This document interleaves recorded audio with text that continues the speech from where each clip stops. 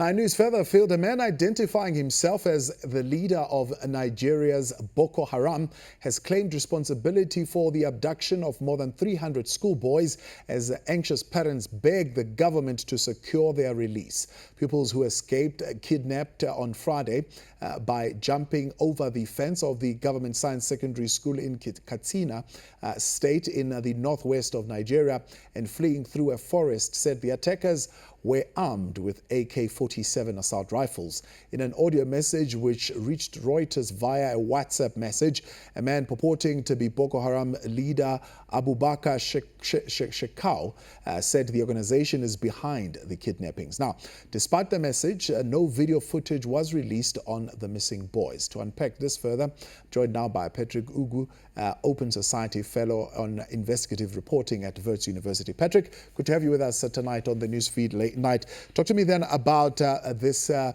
latest development. So there's a message that has come through. There is no video and there is only that message and somebody identifying himself as the leader of Boko Haram. Does it lend any issues of credibility to that particular message? Yeah, I personally, I think so, because this is not the first abduction we've seen from armed men in northern Nigeria, specifically the Boko Haram terrorists. Back in 2014, we saw the abduction of 276 schoolgirls from Chibok. And I think, we saw the outrage that came as a result of that abduction. And a couple of days after the abduction, the Boko Haram, factional group came out to claim responsibility.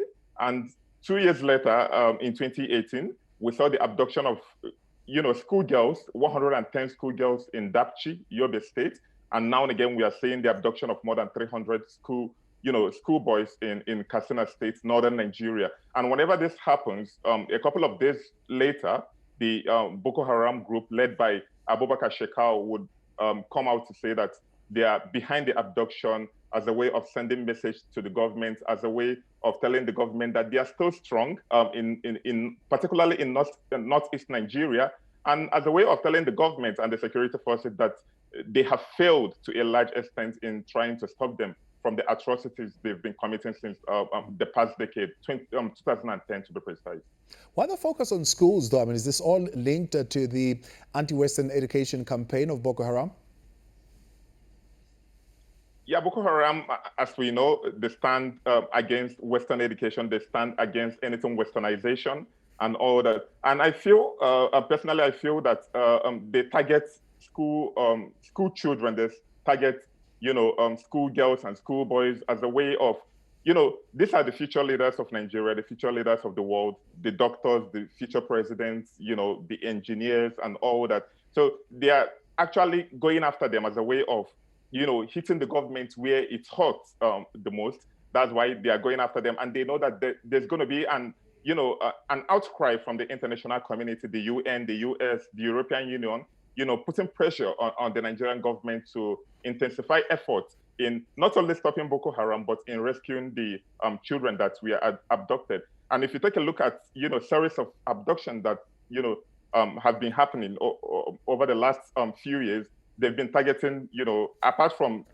places of worship, apart from abduction for ransom, they've been specifically targeting schoolgirls from Chibok to Dapchi and from what we have presently. So I feel is a way of, hitting the government very hard and telling the government that they are very weak and the security forces can't even stop them from committing their crimes. Yeah.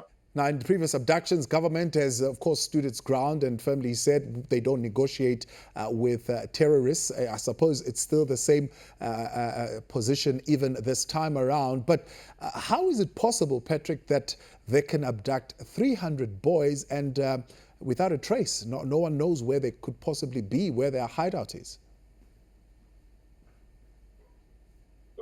Many people are of the view that Boko Haram, they don't really operate alone. They have insiders working with them, specifically in the Nigerian army. There've been reports going on about, some persons in the army actually abetting and aiding, the whole process of these terrorists to commit these crimes and actually escape. And you could imagine, abducting more than 300 schoolboys. And where are the soldiers?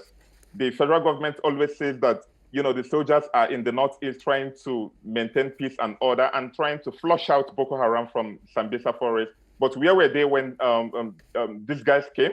And they came on bike, actually, not that they came with trucks and, heavy-duty lorries to pack these boys. They came on bikes to pick these boys. So where were they?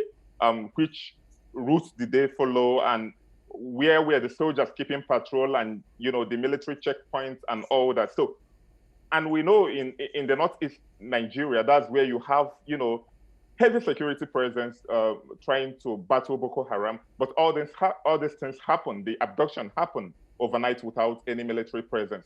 It was after it happened the next day that, military trucks started patrolling the whole school community and, trying to see if they can find traces, but they've long gone. I mean, the Boko Haram terrorists.